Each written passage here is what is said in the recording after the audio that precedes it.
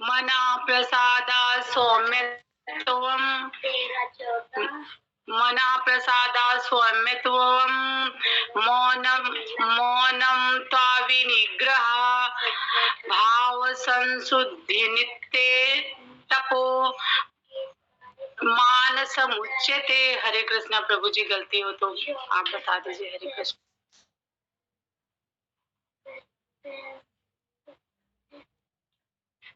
मन प्रसाद, मन की तुष्टि। सौम्यतम, सौम्यतम माने अन्यों के प्रति कपट भाव से रहित, अन्यों के प्रति कपट भाव से रहित। मौनम गंभीरता, आत्म अपना, निविग्रह नियंत्रण, संयम भाव स्वभाव का, संशुद्धि, हम गलत करते, संशुद्धि शुद्धिकरण इति इस प्रकार। इतत ये तपस्या मानसम मन की उच्चते कही जाती। उदाहरणार्थ तथा संतोष सरलता गंभीरता आत्म संयम एवं जीवन की शुद्धि ये मन की तपस्याएं हैं। एक बार पुनः फिर उदाहरण। तथा संतोष सरलता गंभीरता आत्म संयम एवं जीवन की शुद्धि ये मन की तपस्याएं हैं। हरे कृष्णा।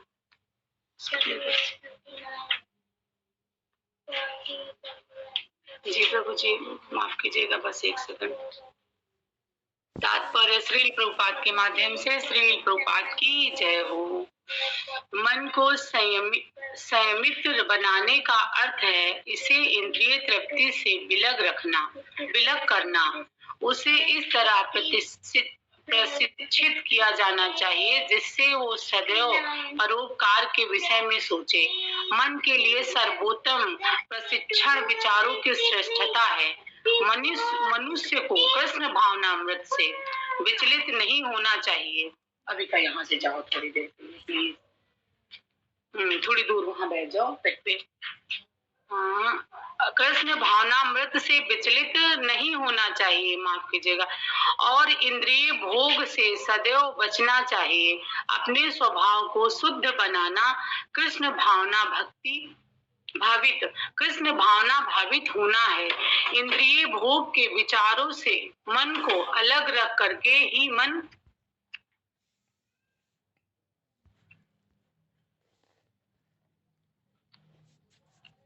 मन की तुष्टि प्राप्त की जा सकती है। हम इंद्रिय भोग के बारे में जितना सोचते हैं उतना ही मन का आतृप्त होता जाता है। इस वर्तमान युग में हम मन को व्यर्थ ही अनेक प्रकार के इंद्रिय तृप्ति के साधनों में लगाए रखते हैं जिससे मन संतुष्ट नहीं हो पाता। अतएव सर्वश्रेष्ठ विधि यही है कि मन को वैदिक साहित्य की ओर मोड़ा जाए, क्योंकि ये संतोष प्रभु जी बड़ा हो गया तो ये संतोष प्रदान करने वाली कहानियों से भरा है।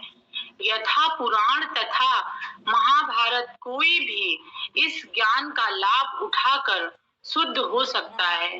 मन को छल कपट से मुक्त होना चाहिए और मनुष्य को सबके कल्याण हित के विषय में सोचना चाहिए। मौन गंभीरता का अर्थ है कि मनुष्य निरंतर आत्म साक्षात्कार के विषय में सोचता रहे। हरे कृष्ण भावना भावित व्यक्ति पूर्ण मौन इस दृष्टि के धारण किए रहता है। मन विग्रह का अर्थ है मन को इंद्रिय भोग से पृथक करना। मनुष्य को अपने व्यवहार में निष्कपट होना चाहिए और इस तरह उसे अपने जीवन भाव को शुद्ध बनाना चाहिए। ये सब गुण मन की तपस्या के अंतर्गत आते हैं। हरे कृष्णा प्रभु जी, मुझे तो बहुत टफ लग रहा, कैसे समझाएं, आप समझा दीजिए प्रभु जी, बड़ी कृपा होगी। मम्मी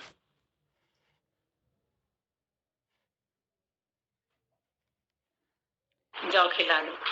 हरे कृष्णा। हरे कृष्णा। प्रयास करिए माता जी, हो जाएगा। प्रभु जी हम एक बार फिर से पढ़ेंगे तब हो पाएगा। तात्पर्य श्रील प्रभुपाद के तात्पर्य पढ़ ले प्रभु जी। हरे कृष्णा। आपके मैंने ग्रुप पे डाला है।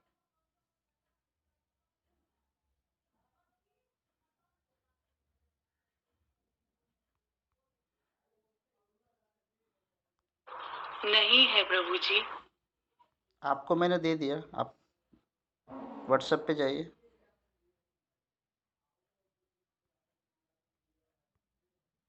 जी प्रभु जी, आपके वाले नंबर पे हरे कृष्णा, हाँ आ गया है।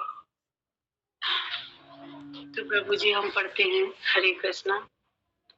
उदाहरणार्थ तथा संतोष, सरलता, गंभीरता, आत्मसंयम एवं जीवन की शुद्धि, ये मन की तपस्याएं हैं। तात्पर्य श्री प्रभुपाद के माध्यम से। श्री प्रभुपाद की जय। मन को संयमित बनाने का अर्थ है उसे इंद्रिय तृप्ति से विलग करना। उसे इस तरह प्रशिक्षित किया जाना चाहिए जिससे वो सदैव परोपकार में के विषय में सोचे। मन के लिए सो सर्वोत्तम प्रशिक्षण विचारों की श्रेष्ठता है। मनुष्य को कृष्ण भावनामृत के से विचलित नहीं होना चाहिए और इंद्रिय भोग से सदैव बचना चाहिए। अपने स्वभाव को शुद्ध कृष्ण भावना भावित होना है। इंद्रिय भोग के विचारों से मन को अलग रख करके ही मन की तुष्टि प्राप्त की जा सकती है। हम इंद्रिय भोग के बारे में जितना सोचते हैं उतना ही मन अतृप्त होता जाता है।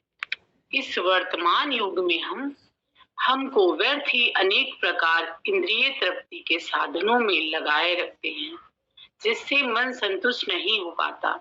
एतियो सर्वश्रेष्ठ विधि यही है कि मन को वैदिक साहित्य की ओर मोड़ा जाए और ये संतोष प्रदान करने वाली कहानियों से भरा है। थोड़ा सा प्रभु जी छुपा हुआ है, तो सही पढ़ रहे हैं। प्रदान करने वाली कहानी, थोड़ा सा फोन स्क्रीन साइड से खराब हो गई ना, तो ढंग से मैं प्रदान करने वाली कहानियों से भरा है। यथा पुराण तथा महाभारत, कोई भी इस ज्ञान का लाभ उठाकर शुद्ध हो सकता है। मन को छल कपट से मुक्त होना चाहिए और मनुष्य को सबसे कल्याण हित के विषय में सोचना चाहिए। मौन गंभीरता का अर्थ है कि मनुष्य निरंतर आत्म साक्षात्कार के विषय में सोचता रहे। कृष्ण भावना भावित व्यक्ति पूर्ण मौन इस दृष्टि से धारण किए रहता है। दृष्टि से धारण किए रहता है पूर्ण मौन। मन निग्रह का अर्थ है मन को इंद्रिय भोग से पृथक करना। मनुष्य को अपने व्यवहार में निष्कपट होना चाहिए और इस तरह उसे अपने जीवन भाव को शुद्ध बनाना चाहिए। ये सब गुण मन की तपस्या के अंतर्गत आते हैं। हरे कृष्णा। कोशिश करते हैं। उदाहरण तथा संतोष, सरलता, गंभीरता, आत्मसंयम एवं जीवन की शुद्धि। तो क्या है कि संतोष, इंसान के अंदर अगर संतोष नहीं है तो भी वो व्यर्थ बेकार है। सरलता नहीं है तो भी बेकार है इंसान, वो अच्छा नहीं, इंसान नहीं है, वो एक जानवर के समान है।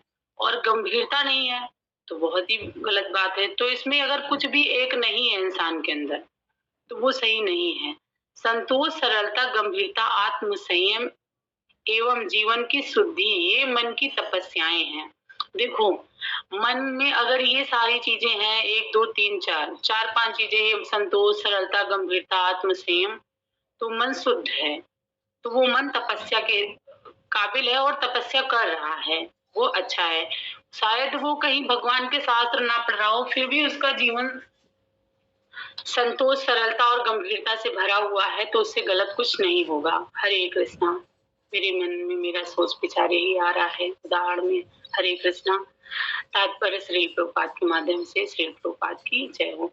मन को संयमित बनाने का अर्थ है उसे इंद्रिय तृप्ति के विलग करना।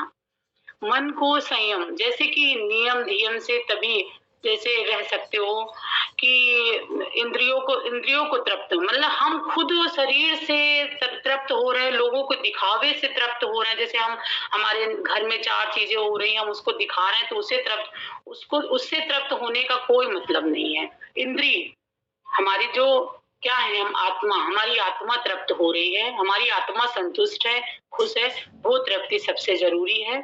तो वही आपको विलग करना।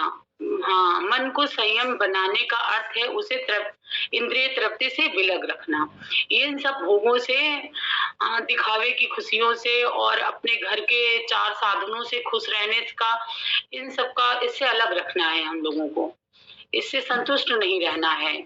उसे इस तरह प्रशिक्षित किया जाना चाहिए जिससे वो सदैव परोपकार के विषय में सोचे। अपने मन को इतना शुद्ध कर लेना चाहिए शास्त्रों के द्वारा, अच्छे कथा कहानी या भजनों से, कि वो जो है जिससे वो सदैव परोपकार के विषय में सोचे, अपने से ज्यादा अच्छा दूसरों के बारे में सोचे और हमेशा परोपकारी आत्मा रहे अपनी। हाँ, मन के लिए सर्वोत्तम प्रशिक्षण विचारों की श्रेष्ठता है। मन के लिए सर्वोत्तम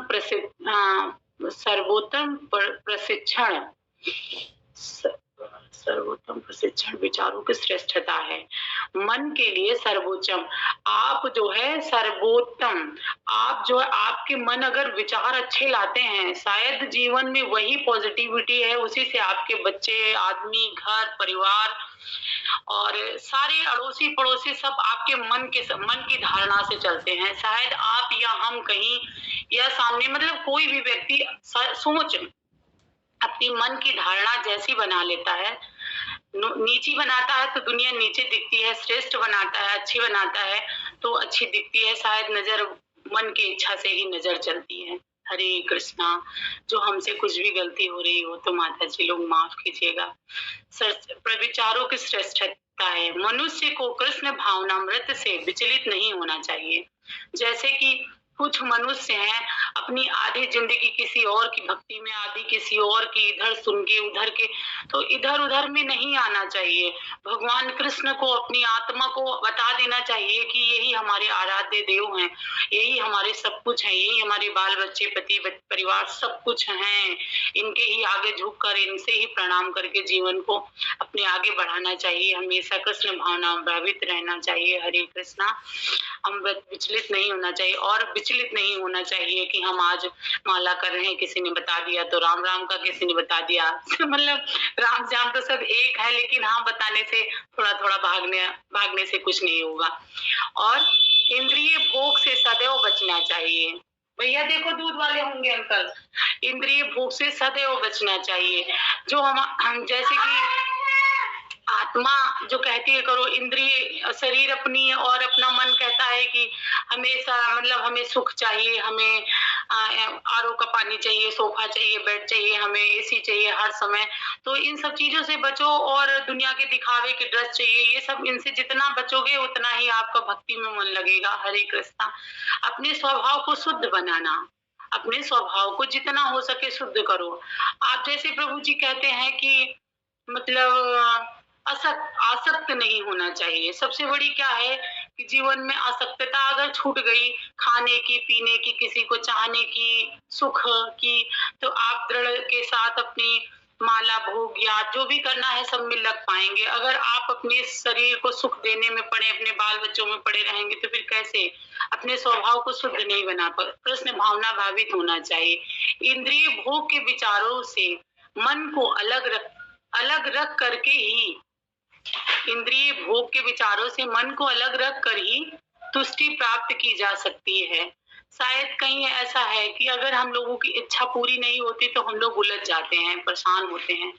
लेकिन कब पूरी होगी? मुझे तो नहीं लगता कि कभी पूरी होगी, हमारी या आपकी। या किसी की भी इच्छाएं नहीं पूरी होती हैं और उससे परेशान होना वो गलत है ना। इंद्रिय तृप्ति के लिए, इंद्रिय भोग के लिए हम लोग परेशान होते हैं, ये चाहिए वो चाहिए। हम इंद्रिय भोग के बारे में जितना सोचते हैं उतना ही मन अतृप्त होता जाता है। जैसे कि हम इंद्रिय तृप्ति के बारे में जितना ही अपने मन को सुखी रखने के लिए सोचते हैं उतना ही हमारा मन अशुद्ध, अतृप्त मीन्स अशुद्ध, अतृप्त है तो अशुद्ध है। फिर अंदर से क्रोध आएगी और मन अशांत होगा तो अतृप्त रहेगा। है जितने ही कम सोचा जाएगा उतना ही, जितना है उतने में। सबसे पहले तो हमारे शास्त्र तो जो बताते हैं, जो हम लोग पढ़ाई किए हैं उसमें भी ये समझाया गया होगा कहीं न कहीं कि हमें जो है जितना है उसमें खुश रहना चाहिए और हमेशा थैंक्सफुल होना चाहिए भगवान का, कि भगवान आपने मेरे साथ बहुत अच्छा किया है। हमेशा अपने से नीचे को देखकर ही जिंदगी में। इस वर्तमान युग में हम सब मन को व्यर्थ ही अनेक प्रकार के इंद्रिय तृप्ति के साधनों में लगाए रखते हैं, जिससे मन संतुष्ट नहीं हो पाता। अब जैसे कि हमारा फोन है तो ये सब साधन है, जितने ही हैं तो यूज के ऊपर है। यूज अच्छा करते तो अच्छा है, लेकिन क्या है कि मन नहीं, ऐसा नहीं, इतना अच्छा मन कहाँ हो पाता है। हम खुद ही उठा लेते हैं तो कितना समय निकल जाता है बेकार, क्या बताएं। एतियो सर्वश्रेष्ठ विधि यही है कि मन को वैदिक साहित्य की ओर मोड़ा जाए। सर्वश्रेष्ठ विधि यही है। आप लोग तो इतने समझदार नहीं हैं, इसमें साफ साफ लिखा है सर्वश्रेष्ठ विधि यही है कि मन को वैदिक साहित्यों की ओर मोड़ा जाए। वैदिक साहित्य क्या है? अपने शास्त्र, इन शास्त्रों की तरफ जोड़ा जाए, क्योंकि ये संतोष प्रदान करने वाली कहानियों से भरा है। यथा पुराण तथा महाभारत, कोई भी इस ज्ञान का लाभ उठाकर शुद्ध हो सकता है। मन को छल कपट से मुक्त होना चाहिए। ये तो साफ ही है, मन को छल कपट से मुक्त होना चाहिए। जो छल कपटी इंसान है शायद वो किसी का करता है, लेकिन उससे ज्यादा वो खुद असंतुष्ट रहता है, अशांत रहता है। और मनुष्य को सबसे कल्याण हित के विषय में सोचना चाहिए, सबके कल्याण के बारे में सोचना चाहिए। शायद ये कोई नहीं सोचता, कहीं मंदिर जाके हे भगवान सबको सही रखना, शायद वो अपने ही बारे में सोचता है। अब ज्यादा से ज्यादा बढ़ेगा तो अपने घर परिवार, बाल बच्चे, पति, इससे ज्यादा वो नहीं बढ़ता कि सभी खुशी रहें, उसके पीछे हम भी रहें। मौन गंभीरता का अर्थ है कि मनुष्य निरंतर आत्म साक्षात्कार के विषय में सोचता है। आत्म साक्षात्कार के विषय में सोचता है। हरे कृष्णा। हाँ जी माता, हरे कृष्ण। प्रभु जी हमारी स्क्रीन से तो सब चला गया जहाँ पे सब लोग होते हैं प्रभु जी। आत्म साक्षात्कार के विषय में सोचता है। कृष्ण भावना भावित व्यक्ति पूर्ण मौन इस दृष्टि से धारण कर किए रहता है। जी प्रभु जी, जी ये समझा दीजिए प्रभु जी, कम समझ में आ रहा है। आत्म साक्षात्कार के विषय में सोचता रहे। आत्म साक्षात्कार का मतलब यही है कि हम कौन हैं। हम एक शरीर के धरातल पे हैं कि आत्मा के धरातल पे हैं। तो ये मन हम जब जान जाते हैं कि हम, है ना, कि हम वास्तव में कौन हैं, हमारी परमानेंट पहचान क्या है, हम आत्मा के धरातल पर सोचते हैं। कृष्ण भावना भावित व्यक्ति पूर्ण मौन इस दृष्टि को धारण किए रहता है। मन निग्रह का अर्थ है मन को इंद्रिय भोग से पृथक करना। मन निग्रह का मतलब है कि जो हम आज फंसे हुए हैं, इंद्रियों के सुख को प्राप्त करना चाहते हैं, तो उससे अलग करना, है ना। संसार आज हमारी कहीं ना कहीं भोग करने की तो इच्छा रहती है ना। इच्छा अच्छी हो तो गति अच्छी है, लेकिन भोग ही चाहेंगे, केवल यूज करना चाहेंगे। अभी इस पूरी क्लास में हम देखते हैं कि इस श्लोक में, है ना, मन के विषय में ही बात हो रही है। ये मन जो है वो किस प्रकार जो है हमें हर जगह गलत धारणाओं में, गलत विचारों में ले जाता है ना।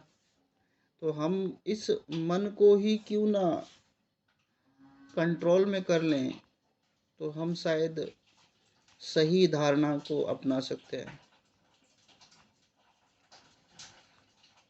कहते हैं ना कि मन से भी अपराध होता है।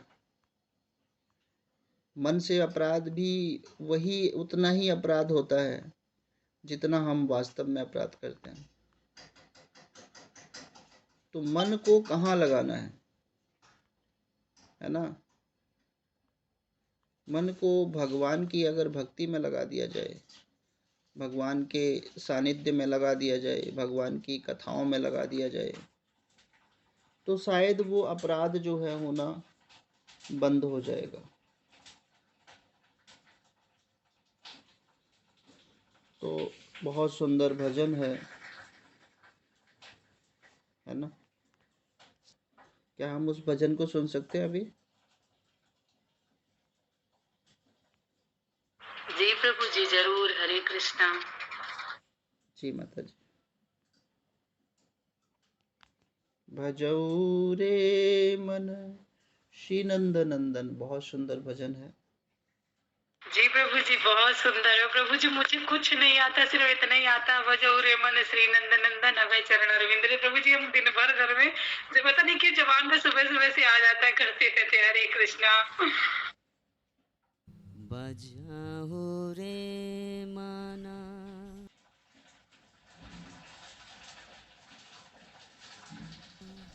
श्री नंद नंदन अभय चरण अरविंद रे।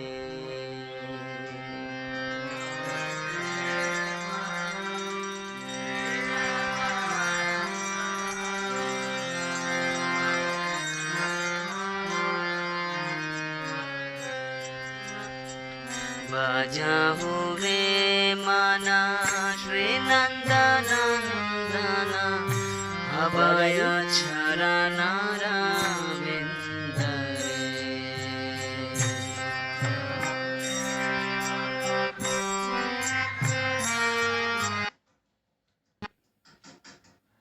भजहु रे मन श्री नंद नंदन अभय चरण अरविंद रे।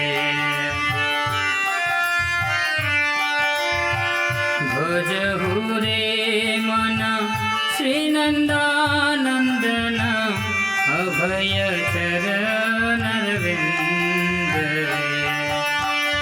दुर्लभ मानव जन्म सत्संगे, दुर्लभ मानव जन्म सत्संगे, भजहु ये भव सिंधु रे। अभय चरण अरविंद रे। शीत आतप बात परेशना, ये दिन जामिन जागीरे। शीत आतप बात परेशना, ये दिन जामिन जागीरे। विफल से विनो कृपण दुर्जन, विफल से विनो कृपण दुर्जन, सफल सुख लब लागी रे। अभय चरण अरविंद रे।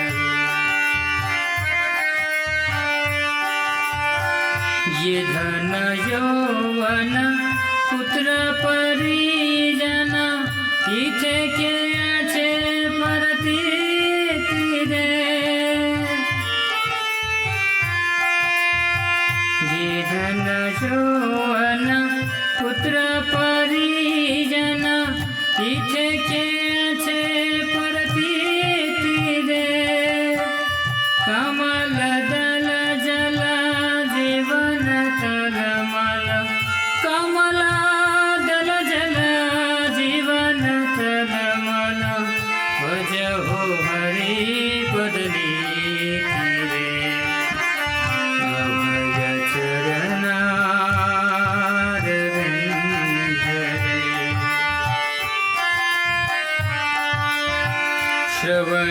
कीर्तन स्मरण वंदना पाद सेवन दास रे श्रवण कीर्तन स्मरण वंदन पाद सेवन दास रे पूजन सखी जनात्म निवेदन पूजना सखी जना आत्मा निवेदन गोविंद दास विलास रे अभय चरणारविंद रे घुसहुरे मन श्री नंदनंदन अभय चरणारविंद रे भजहुरे मन श्री नंदनंदन अभय चरणारविंद रे अभय चरणारविंद रे अभय चरणारविंद रे। तो बहुत सुंदर ये भजन है। आपको सभी भक्तों को अच्छा लगा? जी प्रभु जी, बहुत सुंदर लगा प्रभु जी। भजऊ रे मन श्री नंद नंदन अभय चरण अरविंद रे। क्यों भजे मन नंद नंदन? क्योंकि दुर्लभ मानव जन्म सतसंग तरह ए भव सिंधु रे। क्योंकि मनुष्य जन्म जो मिला है वो दुर्लभ है, ऐसे नहीं मिलता मनुष्य जन्म। न जाने कितने कितने योनियों में होते हुए जाकर फिर मनुष्य जन्म मिलता है। और मनुष्य जन्म पाइनो राधा कृष्ण ना भजइनो जानिया सोनिया दुख पाइनो। अगर मनुष्य जन्म मिला है और भगवान का भजन नहीं किया है, तो बोला दुर्लभ मानव जन्म। मनुष्य जन्म दुर्लभ है, ऐसे नहीं मिलता। और उस मनुष्य जन्म पाने के बाद भी भगवान का भजन नहीं किया तो फिर क्या है? भवसागर को तर नहीं सकते। भवसागर क्या है? ये जन्म मृत्यु जरा व्याधि का जो भवसागर है, इसको पार नहीं कर सकते, है ना। शीत आतप वात बरीषण ए दिन यामिनी जागिरे विफले सेवनो कृपण दुर्जन चपल सुख लब लागिरे। मैं दिन रात जाग कर सर्दी गर्मी आंधी तूफान वर्षा से पीड़ित होता हूँ। दिन रात हम क्या करते हैं? अरे आज गर्मी लग रही है, आज सर्दी लग रही है, आज आंधी आ रही है, तूफान आ रहा है, जीवन में समस्याएं आ रही हैं, हम इससे जूझ रहे हैं। क्षण भर के सुख हेतु मैंने व्यर्थ ही, और ये हम क्या चाहते हैं? थोड़ा सा हमें सुख मिल जाए, क्षण भर का सुख मिल जाए। इसके लिए हम कितने कृपण हो रहे हैं, कितने, है ना, कृपण होते चले जा रहे हैं, हम समझ नहीं रहे। तो क्षण भर के सुख के लिए हम, संसार के सुख के लिए हम तरस रहे हैं। हम तो भक्ति नहीं कर पा रहे। संसार के सुख में हम रहने के कारण हम मोह माया में फंसे हुए हैं। ए धन यौवन पुत्र परिजन इथि के आछे परती तरे। कमल दल जल जीवन टलमल भजऊं हरि पद नीति रे। सारी संपत्ति, सारे यौवन, पुत्र परिजन में वास्तविक सुख का क्या भरोसा है? यह जीवन कमल के पत्ते पर स्थित पानी की बूंद जैसा अस्थिर है। अतः मुझे सदा भगवान भी हरि की सेवा व भजन करना चाहिए, है ना। सारी संपत्ति, यौवन, पुत्र परिजन, ये वास्तविक सुख का भरोसा नहीं है। आज है, कल हमारे पास नहीं होगी। आज जो हमारे पास धन संपदा है, जरूरी नहीं है कि हमेशा बनी रहे। आज जो हम यौवन में हैं, सुंदर दिख रहे हैं, जरूरी नहीं है कि हमेशा ही रहें। आज जो पुत्र परिवार जन हमें मिला है, ये जरूरी नहीं है कि हमेशा हमें मिलेगा। यह जीवन कमल, और ये जीवन कैसा है? जैसे कमल के पत्ते पर पानी की बूंद टिकती नहीं है, वो नीचे की तरफ फिसल जाती है। अतः मुझे सदा भगवान श्री हरि की सेवा व भजन करना चाहिए। तो हमारा मन कैसा होना चाहिए? ए धन यौवन पुत्र परिजन, ईथे के आछे परतीत रेहे, कमल दल जल जीवन टलमल, भजऊं हरि पद नीतिरे। इस तरह हमें भगवान के भजन, हरि के पद का निरंतर स्मरण करना चाहिए, और हमें इस प्रकार नवदा भक्ति को स्वीकार करना चाहिए। श्रवण कीर्तन स्मरण वंदन, पाद सेवन दास्य रे, पूजन सखी जन आत्मनिवेदन, गोविंद दास अभिलाष रे। गोविंद दास की यही चिर अभिलाषा है कि वह भक्ति में निम्नलिखित 9 विधियों में संलग्न हो। श्रवण, श्रवण मतलब सुने, श्रवण सुने, कीर्तन करे, बोले। कथा करना भी, गीता पढ़ना भी कीर्तन है। सुनना क्या है? श्रवण है। और स्मरण, फिर उसको चिंतन करना, मनन करना कि आज मैंने क्या सुना, आज मैंने क्या समझा। आज मन के विषय में बात हुई है, तो मैं अपने मन को किस प्रकार एकाग्र करूँगा, मन को किस प्रकार भौतिक इंद्रियों में, संसार की इंद्रियों में नहीं फंसाऊंगा।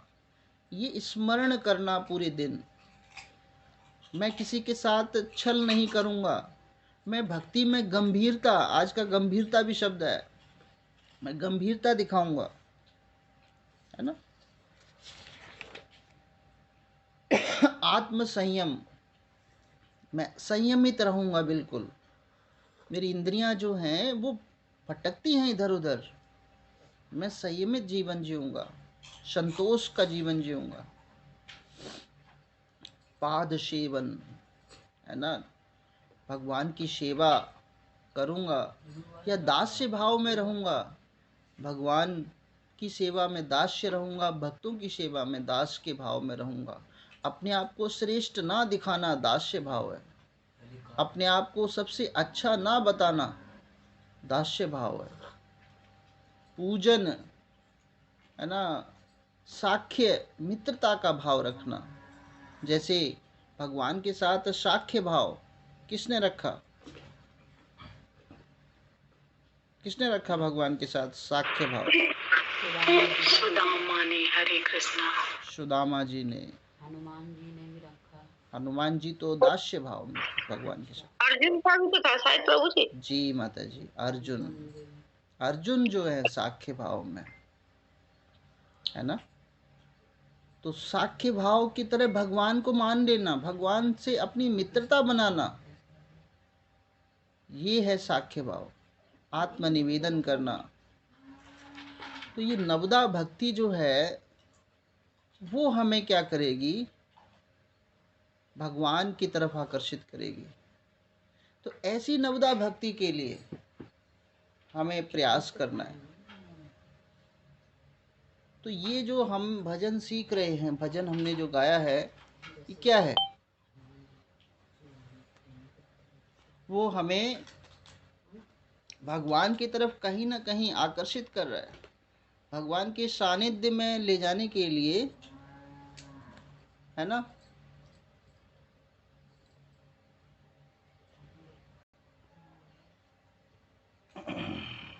हाँ,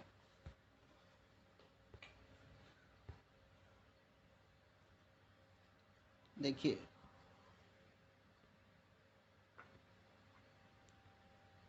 श्रवण श्रवणम एवं कीर्तनम आचार्य परीक्षित महाराज। किसने सुना?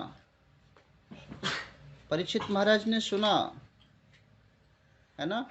और कीर्तन के आचार्य कौन है? सुखदेव गोस्वामी है।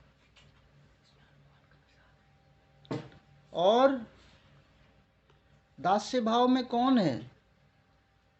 दास्य भक्ति आचार्य हनुमान जी हैं। और अर्चनम भक्ति कौन, किसने अर्चना करी? पृथु महाराज की तरह अर्चना होनी चाहिए।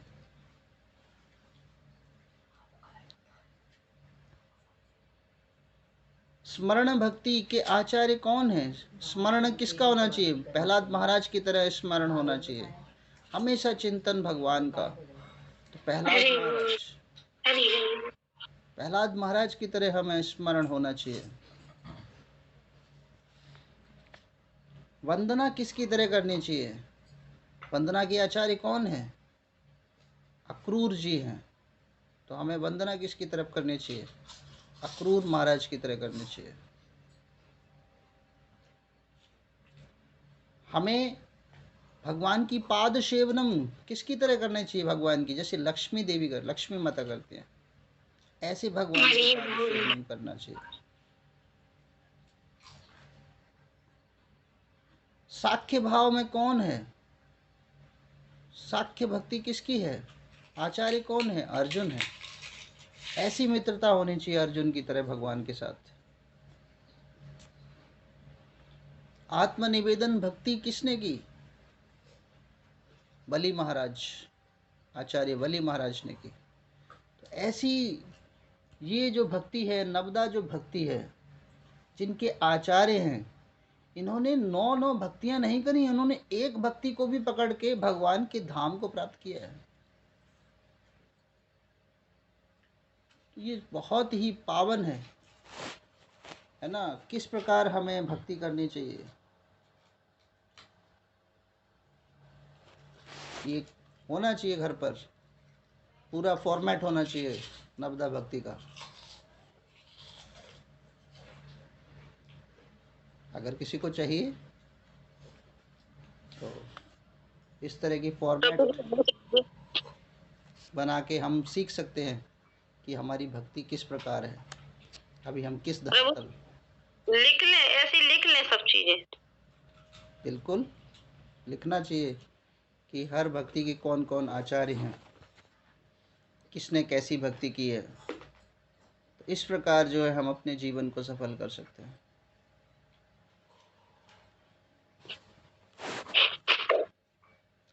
ठीक है प्रभु जी, बहुत अच्छा लगा, क्योंकि काफी टाइम से नवदा भक्ति सुनते थे पर जानते कुछ नहीं थे उसके बारे में कि क्या है। कुछ थोड़ा बहुत श्रवणम कीर्तनम ये आया था और आगे तो बिल्कुल नहीं। तो प्रभु जी बहुत अच्छा किया आपने जो ये हमें बताया। बहुत बहुत धन्यवाद आपका। हरे कृष्णा कृष्णा कृष्णा हरे हरे, हरे हरे, हरे राम हरे कृष्णा कृष्णा कृष्णा हरे हरे, कृष्णा हरे राम हरे राम राम हरे हरे, हरे हरे। प्रभु जी की जय हो, जय हो, हरे कृष्णा की जय हो, जय हो, जय। भगवान ने कोई भगवान के भक्त जैसे 9 भक्ति नहीं कर पाते। हनुमान जी ने तो सिर्फ एक दास्य भाव रखा और भगवान के प्रिय बन गए।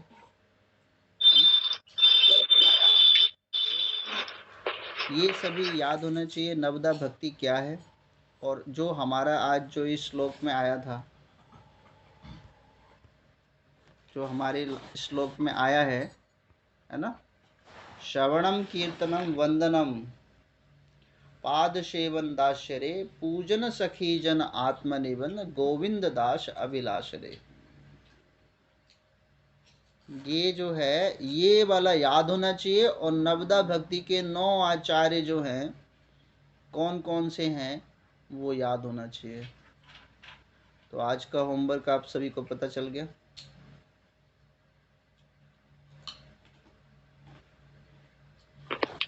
होमवर्क पता चल गया सबको?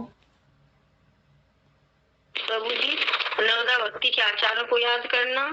और प्रभु जी एक और होता है, और ये जो आज जो लास्ट में जो ये भजो रे मन नंद नंदन के लास्ट में जो आया है श्रवणम, उसका श्लोक जो है नवदा भक्ति का जो श्लोक है वो याद करना। श्रवणम कीर्तनम विष्णु स्मरणम, जी तो याद है प्रभु जी, जी याद है। हाँ जी, ये याद तो होना याद चाहिए। है। देखिए हम लोग इस स्कूल में पढ़ रहे हैं, प्रभु जी डाल देना। हम लोग सभी एक स्कूल में पढ़ रहे हैं, और स्कूल में बच्चे नहीं पढ़ रहे, हम लोग भी पढ़ रहे हैं, हम लोग भी जीवन भर पढ़ेंगे। आप सभी का एडमिशन हो चुका है स्कूल में और आप सभी भी पढ़ रहे हैं उसको। प्रभु जी ये पढ़ाई करते करते आनंद होता था। जी माता जी, तो सभी भक्त याद करेंगे और फिर हम इसका एग्ज़ाम लेंगे, क्योंकि ये एग्ज़ाम में भी आएगा, ये जो अभी एग्ज़ाम होंगे उसमें ही आएगा, मैं पहले से ही बता रहा हूँ। अभी जो एग्ज़ाम होंगे उसमें पूछा जाएगा, ठीक है। अरे बाप रे प्रभु जी, तब तो फिर अभी बहुत कुछ हो गया इकट्ठा। प्रभु जी कंफ्यूज हो रहे हैं, क्या याद कर पाएंगे। देखो हरे कृष्णा, कोशिश है। जो बड़े लेवल पे जा रहे हैं, जो ऊंचे लेवल दूसरे एग्ज़ाम को देंगे, दूसरे लेवल पे भी, छोटे लेवल पे तो शायद वो प्रार्थना ही है, लेकिन जो प्रभु जी हमारा लेवल बता दीजिएगा प्रभु जी। तो हरे कृष्णा, क्योंकि जब रोज ये बोल देते हैं गौर आरती, वो सब तो उधर ध्यान जाने लगता है, पीछे भूलने लगते हैं। हरे कृष्णा। अभी वो प्रार्थना याद करिए, अभी जो है वो प्रार्थना याद करिए, लेकिन ये हमारा खुद का होमवर्क है ना। आज बच्चों को तो बहुत होमवर्क देते हो, बेटा ये कर लो, वो कर लो, ये ऐसा कर लो, ये कर लो, और हम करेंगे कि नहीं करेंगे? हमारा भी तो होमवर्क है। एक जगह पर बस उस क्या करना है, एक कागज़ पे लिखना है, उसको कहीं पर टांग देना है, लिखकर अपना देखते आज चलते फिरते गाते, है ना, उमा माता जी की तरह हाथ पे लिख लिया, बस अपने याद हो गए। सब्जी बना रही हैं, हाथ को देख रही हैं बस, तो इस तरह हम लोग याद कर सकते हैं, ठीक है। हरे कृष्णा, सभी भक्तों की जय हो। हरे कृष्णा प्रभु जी डाल देना।